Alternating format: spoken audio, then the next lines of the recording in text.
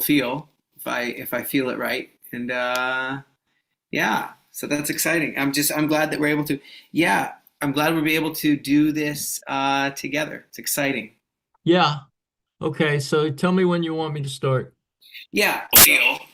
Yeah. So basically, basically the thing about it is, there's some noise feedback, but I anyway, got I'll it. I got try it. talking anyway. Well, let Um, me just welcome everybody. Basically borrowing from my Mossad, Shin Bet, my CIA is Thomas Friedman, New York Times, three-time Pulitzer Prize winning columnist. The Israeli guy I listen to closely is Micah Goodman of the Shalom Hartman Institute in Jerusalem. It gives me insight into what's going on. He kind of talks to me like, how does Netanyahu think and what's going on and all that. And then Friedman is kind of tough, but then again, he speaks to Israelis, he speaks to Arabs, he speaks to MBS and everybody. Yeah. So at least it gives me some understanding. So I really don't want to sound like, as I said to you, a Pollyanna who basically I'm a hopeful realist, and I understand a little bit of Jewish history. I understand the last 2,000 years since the failed Bar Kokhba revolt, when there was no more Judea, no more Judah, no more Israel. And the next 18, 1900 years, we were without a Haganah and a Palmach, and then the IDF and all the rest.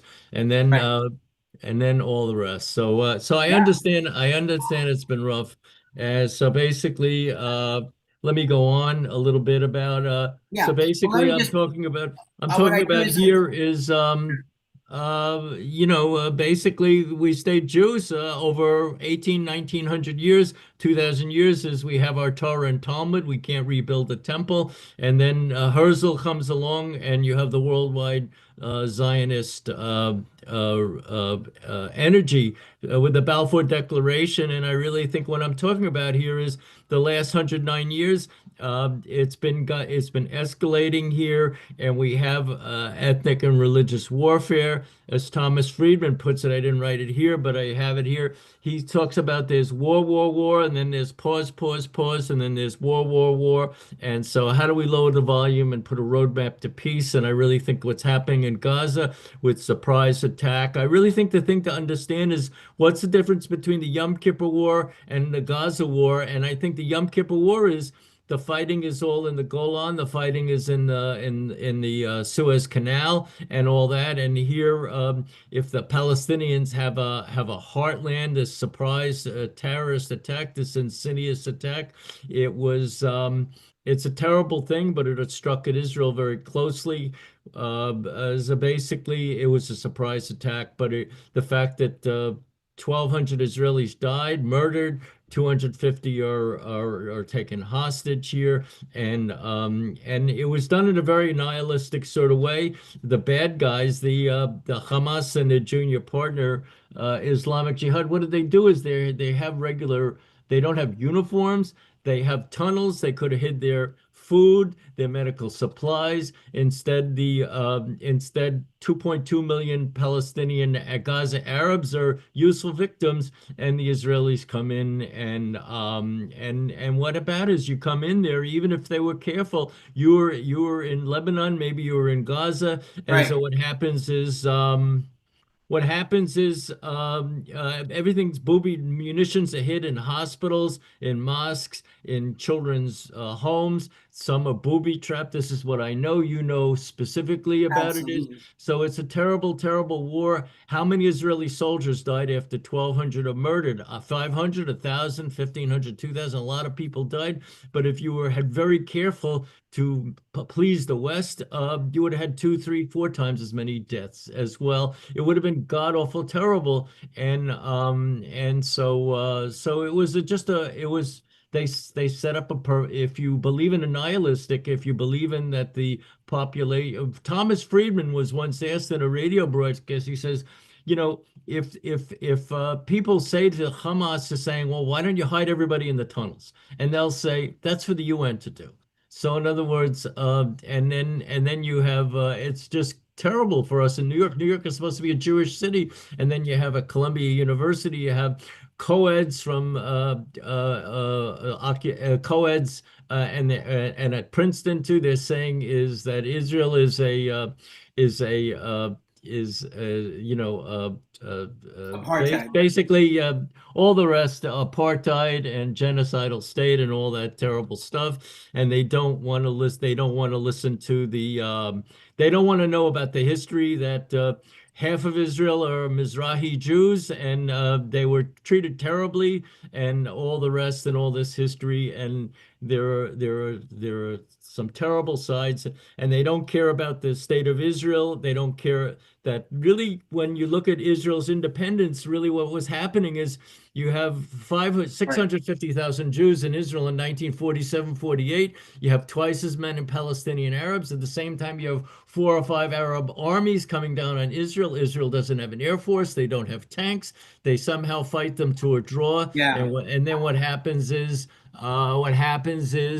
Jordan decides to incorporate the West Bank into their federated Jordan, and Egypt runs Gaza. And so that's what we had for 1900 years. And then the Six-Day War comes, and Israel wins in 6 days. It's biblical like fashion. And then what happens is they don't give the Palestinians the PLO the rights to run. They don't give the PLO, the Arab League doesn't give the PLO the rights to run Israel once they win until 87, 88. So in other words, the Arab League, the Jews are to blame, but the Arab League plays a large part of it. But what do? They blame the Israelis. So that's history isn't fair, and that's what's going on. And so that's where we are right now. So the question is, Chaim, why are we talking today? Is I really think you're interested in talking to me. This is our sixth talk in 5 years. I really think the thing is that even though Israel is self-reliant, you have 7.5 million American Jews, and you look at to us over there, and you're thinking to yourself well, at least we have our brothers and sisters in the United States and in the diaspora. They're providing support. There are other groups, evangelical Christians and all the rest. But that's what I think what we're talking today, because you're wondering what are the American Jews are thinking. We've had a bond together for 75 plus years, but all the rest, that's you guys. You guys are what are you thinking here? And I think that, Chaim, if you're still with me, I think the thing is that the most important question you ever asked me a number of years ago, you said, do you guys understand how difficult it is for us over here? And I said, look, Israel's a small nation, and it's really, really tough. The United States is a big nation. For example, 175 years ago, what happened is in the Mexican War, the United States invades Mexico. We take back Texas. We take back parts of 9 other states. And within a short time, the Mexican government and the Mexican people long abandoned hopes of asking for the U.S. to return all or parts of their homelands back to Mexico. So here we are. So the United States, we have a war. We take back a huge part of. We take a huge part of what the Mexicans claimed. We took it part as the United States, and we haven't given it back. And they stopped complaining a long time ago. So here we are now. Israel's a small country, and a similar thing happens, but it's nearly 60 years ago, and now we're still arguing over how to do this. And so basically, I think the thing is, and I'm moving on in my presentation. You got the text of my talk. I spoke about how I saw Abba Iban. He said to 1,000 people in an audience in 1978, he said the Palestinians have never missed an opportunity to miss an opportunity. And the fact is that's a painful remark. We laughed. We winced when we heard it, and we're frequently saying we wish history were different with a much more peaceful outcome leading it to the present day. Uh, so basically, basically, I'm talking about in my talk here that the Balfour Declaration, it created a Jewish homeland, and we had to fight hard for it. And now it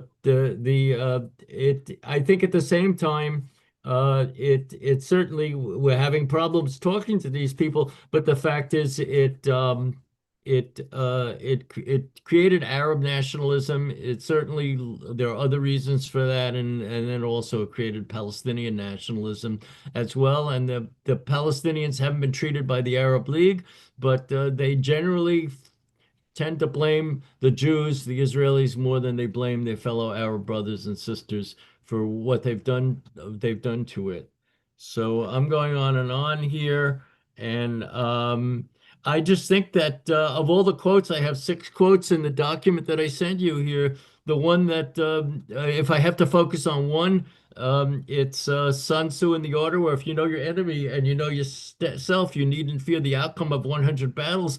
And I really think the thing that that's about is, we need to find some Palestinians we could talk to in the Palestinian Authority if it's going to do.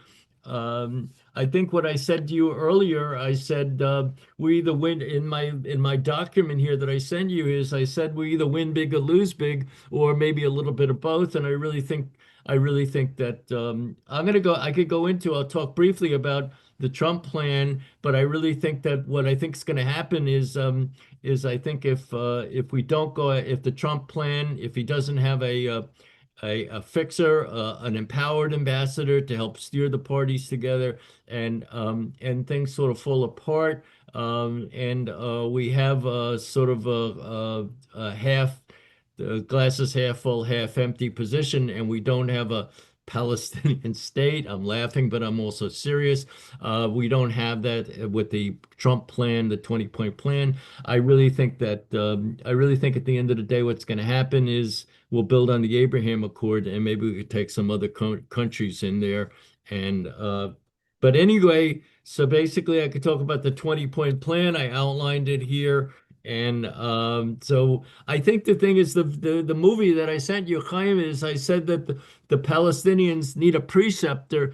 I don't know if the Jordans want to be the preceptor, but if they're going to be independent with Gaza and the West Bank, or they're going to be a confederation within Jordan, if Abdullah wants to be just the head of, he wants to transition from being the head of government to the head of state. He wants to move over to being he wants to move over from just being like the King of England. He just wants to be the head of state, not the head of government. And that way a Palestinian could run to be a prime minister. Or maybe like Czechoslovakia, they'll split into two, the Czech Republic and the Slovak Republic. The Palestinians will have their own country there, and that could be the case. But the devil is in the details. So how do we get from here there? And we don't have on the Palestinian side, we don't have George Washington's, Thomas Jefferson's. You don't have Alexander Hamilton, who was a one-man think tank, who is somebody I really admire, who was able to pull a lot of things together that set America going forward. I want to say that one of the things, the suggestions I have is Israel is not, and I said in my document to here, I said is Israel is not in the business of national suicide, and I'm hoping we can have a win-win approach. I know that there's one Palestinian who seems to have some gravitas. What is his, Markudi? I think his last name is. He's in for he's in prison in Israel for a lifetime. But maybe there'll be one or several leaders along with these Palestinian technocrats. There's supposed to be a board of peace. This is the Trump proposal. There's supposed to be a board of peace that's going to look at various questions and political questions. There'll be a reformation of the Palestinian Authority.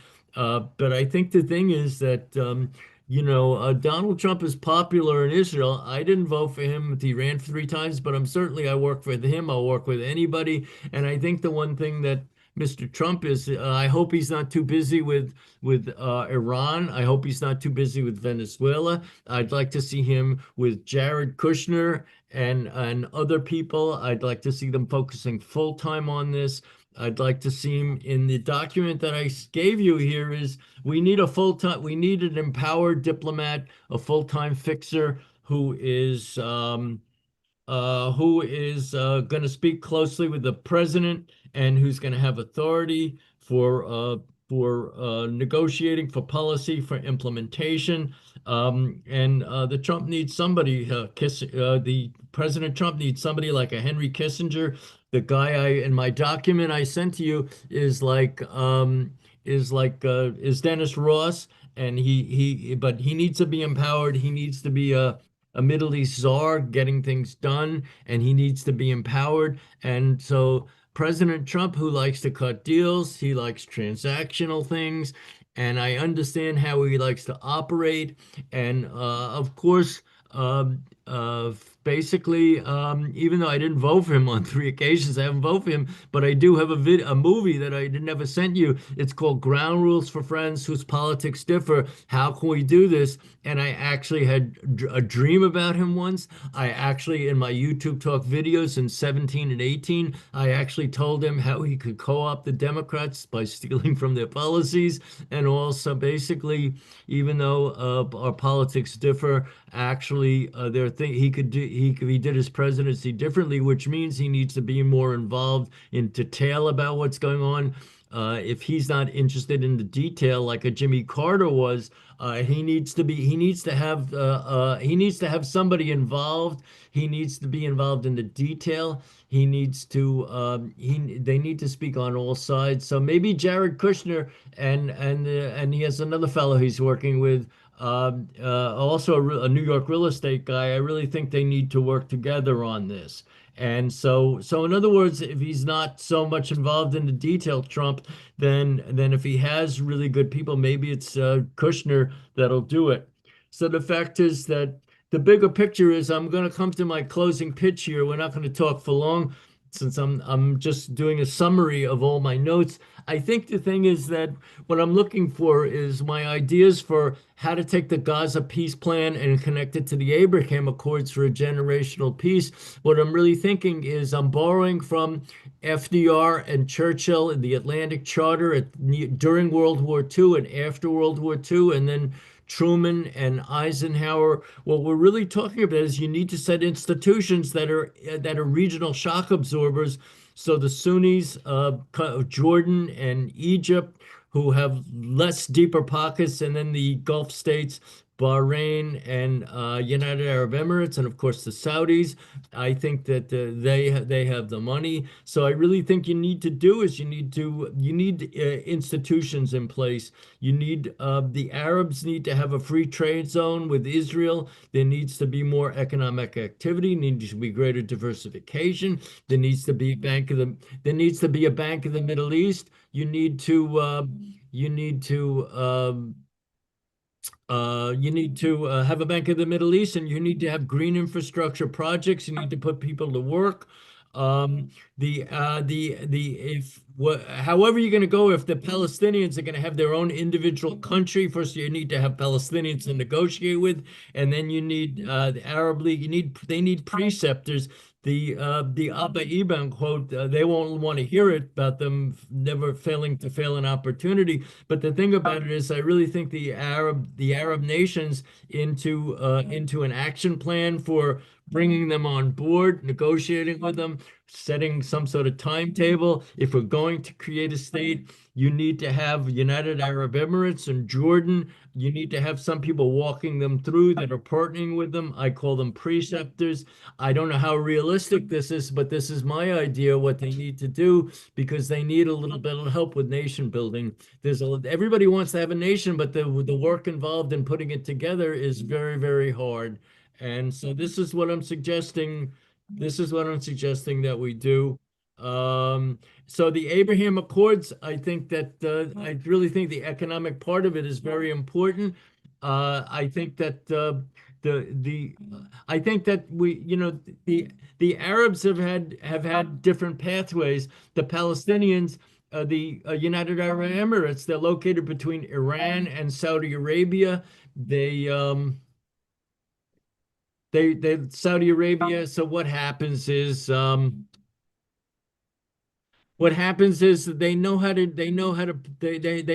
to carry on business. They have many. They have a number of industries. They're a transit point. They have oil and natural gas, but and they have all sorts of business dealings. They're an international hub. They're a hub for also sports, football and golf and all that too.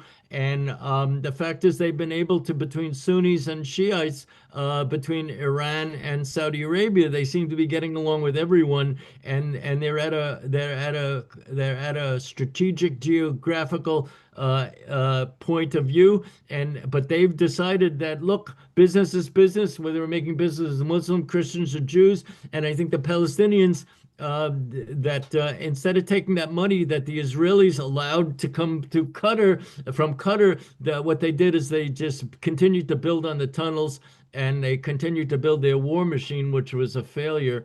And so the fact is that there are the road not taken, and the road taken was the Hamas going for death and destruction and destroying 90 to 95% of the houses in Palestinian Gaza, whereas in United Arab Emirates, only 10% of the popular nationals, the rest of it are expatriates, and it's run by 6 or 7 sheikhs. So what do you have in the Palestinians now? 90 to 95% of the housing is destroyed. They're living in utter poverty.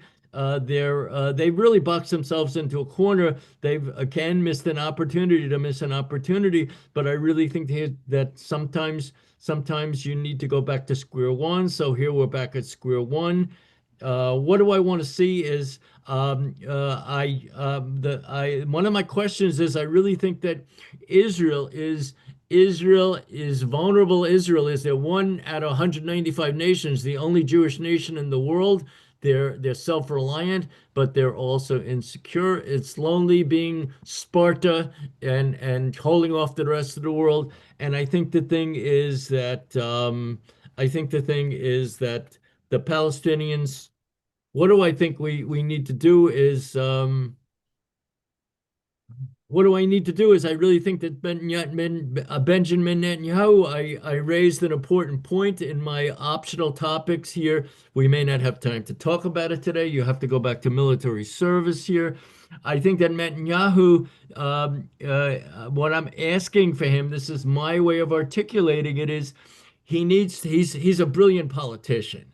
But the fact is, he needs to channel what I'm saying this as somebody who lives 11 time zones away from Israel. You're in the IDF. You have to go back to military duty seconds after we stop talking today. But I really think the thing is that Netanyahu,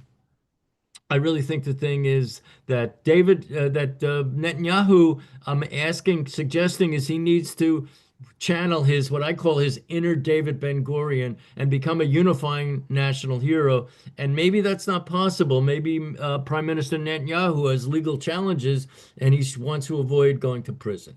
And or there'll be elections in November 2026. And history shows that when Golda Meir was labeled unfairly, and it hurt the center left in elections, and it became less and less prominent. And then the right with Begin become more and more powerful since 77 onward. And so it could be that Netanyahu, he'll recuperate and he'll be revitalized, or then it'll swing to the center and maybe the left. You never know what's going to happen in 2026. These are questions that I'm asking myself, and I don't know. And I'm a friend of Israel, of course. I'm Jewish and all the rest, and I understand the history and all. And but basically, I finished talking.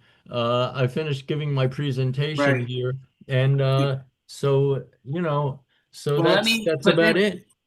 let me put this, is that it is definitely a time of tension. And without having a strategy, without having the right leaders, you've mentioned many, many leaders, you've mentioned many, many strategies that some thought would bring peace to the region. Hasn't always brought the peace that we want. Some have felt like, there's only one way for peace. Some people maybe thinks there's every way could bring peace. And so, what I'm saying right now is that I do believe there will be a peace that will come. People are saying, I've heard people say Trump might be the Mashiach. Some people have said Trump has the potential to bring that peace through strength. Ben Shapiro, he was here. We got to meet, I got to hear him in Jerusalem, that is. And he says peace through strength is the way to do it, not peace through weakness. And so I agree with that. I know that that's, peace just through negotiation without strength doesn't seem to work. Doesn't seem to work at all. Not historically for Jews and not now. So I would just say thank you for that breakdown. And a question that I would bring to you, Yeah, and, to bring to you and see if you'd be able to address yeah, that, yeah. is bringing it right till today, because I know that right now we're on a knife's edge. We are in heightened readiness where there's literally in Jerusalem, there's missile batteries to shoot down missiles that are being shot at us. There is every single soldier is in heightened state of readiness. Every single unit, bomb shelters are being readied for this timeline behind me. This is the timeline of Israel and the world. And we are still clashing with the same Persian empire. They're choosing, the leadership is choosing more of a Haman approach instead of more of a Cyrus approach. More of a Haman approach, Haman, instead of more of a Cyrus approach. We're hoping that things will shift in the timeline to go back to being more of a Cyrus approach. Would you say that things are, is the question, would you say that things are headed right now more towards a shift of regime, or they're headed more towards the same old regime consolidating power? What do you feel?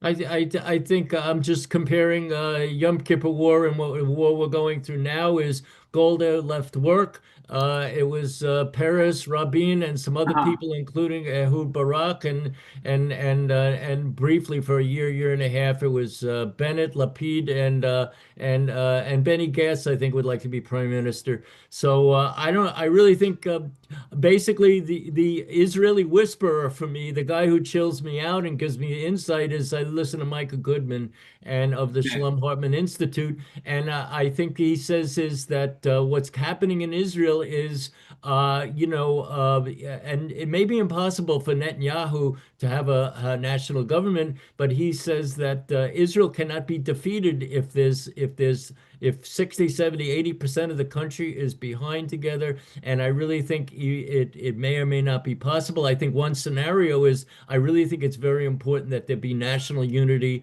And I think we need to bring, Gans was in the cabinet for a while and another fellow. And I really think there needs to be a national unity government. I think we need to heal the wounds. I think it's as a military, the military's tired from what I hear, but Yes. I think that I think you could fight on for a while. You could find a way to negotiate on, but I think that it's lonely out there being Sparta. Israel's like ancient Sparta, fighting Yeah. off people who Right. and all that. So I really would like to see that happen. And I'm not responding directly to what you're saying is, but what also could happen is like the Yom Kippur War, where Labor began and other parties, other center left parties became less important. I think this election is whether and Goodman, as a much he's a politics guy, but he also has a sociological bent, and he understands. He says that he refers to the secret sauce as you have different kinds of Jewish people in terms of their religious, whether Orthodox, conservative, Reform, whether Reconstructionist, whatever, that it's the secret sauce that merges people together is serving in the military for what, at least 5 years, and now you're on for the rest of your life. You're in for the rest of your life. So that's what Right. unifies people. And then the other factors is that you have the tradition. I hate the word ultra Orthodox. You have the traditional Orthodox that are becoming more and more part from what I hear, becoming more and more part of it. But then again, then the other is part of it is you need to have people to negotiate with. And the fact is the Arabs, they tend to blame the Israelis and the Palestinians blame the Israelis, but I really think it's a team effort here, and I know it's very hard. In other words, how do you implement this plan? Azerbaijan and what other country has to come in there? That Indonesia with peacekeeping forces here, Yeah. and I understand that Netanyahu's not for that. And anyway, Well, let me not for summarize Turkey for quickly. sure. Let me Yeah. summarize quickly. Really, I think that if we could somehow have technocratic taking the Trump plan, you have Arab Palestinians who are technocrats partnering with Israelis here. So how do you do that here? Is I think that the Palestinians certainly need more experienced Arab nations. Could be Jordan, it could be United Arab Emirates. They need a preceptor to hold their hand, to walk them through, and to realize eventually they're going to say, "Hey, we're Palestinians. We want to have our own nation. Thank you for helping us, but now let us do it." But I think that initially they need a preceptor to help them with that. And then the other thing is in my document to you is what the United States did at the end of World War II is we had the Marshall Plan. We rebuilt Western Europe. We encouraged the European Union to that has their own economic entity. They have the International Monetary Fund, and I think what also is I think you have a lot of Arab young men. They can't afford a wife. They can't afford to have a life. And I really think free trade zone. I think a Bank of the Middle East. I think putting people to work. People too busy. Let the people want to study the Quran. They want to study Sharia, Islamic law. Fine, fine, fine. But maybe they need to, at the same time they're studying, they need to work, and they need to be able to have a piece of the rock. And I think that 90 to 95% of Gaza, the homes are destroyed. But then look at the United Arab Emirates. Look what they did. They're making peace with the Jews and the Christians and the Muslims and the Shiites and Sunnis. United Arab Emirates, they're able to get along with people. So they made a decision to have peace and prosperity, and that was to borrow from the Robert Frost poem. That was the decision they made. So, in other words, Jews and Muslims, Christians were not natural enemies. We're friends. We could work together. We could get along. And all the rest. So I know I've been rattling on, but I really think that the path forward is stressful as it is. It is, and I really just want to thank you for taking this time to give your perspective. It always is good to have more of a connection with Israel and Jewish people in New York and in the United States, in the West. And I do believe that Aliyah is something that not only do I work in that when I'm not on the front lines, I do believe that that is something that we all need to think towards and to prepare towards. And many leaders come and go, but we know Israel will remain forever and it will be safe. So it is prophesied in the Bible. Yisrael Chai. Thank you so much for taking your time and for the deep research that you do into things that people only scratch the surface of. And looking forward to seeing how all of this plays out in the near future. And I think that as tension is high, you know what else is high? Faith. Faith is high because nothing's going to happen to Israel. And we are going to see this through like we've seen everything else through in the timeline of our history. Have a wonderful night, and thank you for making all this possible. It was a pleasure. Take care of yourself and be safe if you can. We'll do that. We'll talk.